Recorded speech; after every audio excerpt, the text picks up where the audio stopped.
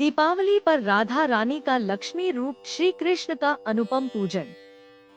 दीपावली की पावन रात्रि थी। वृंदावन और बरसाना चारों ओर दीपों से जगमगा रहे थे। हर घर में उल्लास था, हर हृदय में भक्ति।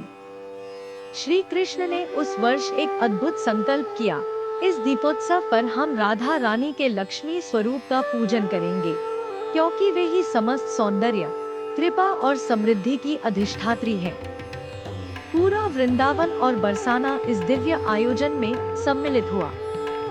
नंद महाराज, यशोदा मैया, बलराम दाऊ जी, वृषभान महाराज, कीर्तिदा माता और श्रीदा माँ सभी स्नेह और श्रद्धा से एकत्र हुए।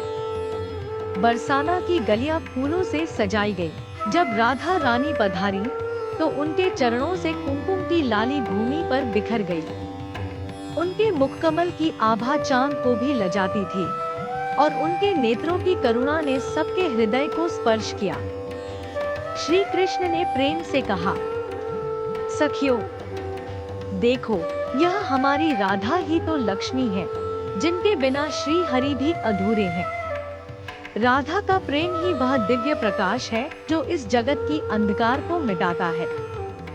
पूरे वृंदावन में दीपों की पंक्तियां राधा नाम से सजाई गईं। कृष्ण ने राधा रानी के चरणों में दीप अर्पित किया और कहा, यह दीप मेरे हृदय का है, जो सदा तुम्हारी भक्ति से प्रकाशित रहेगा।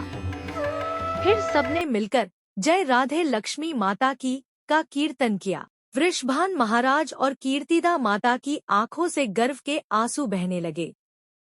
बलराम जी ने कहा, आज तो यह दीपावली धन की नहीं, प्रेम की ज्योति लेकर आई है।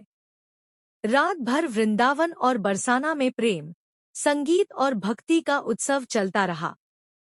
हर दीपक मानो राधा रानी की करुणा से झिलमिला रहा था।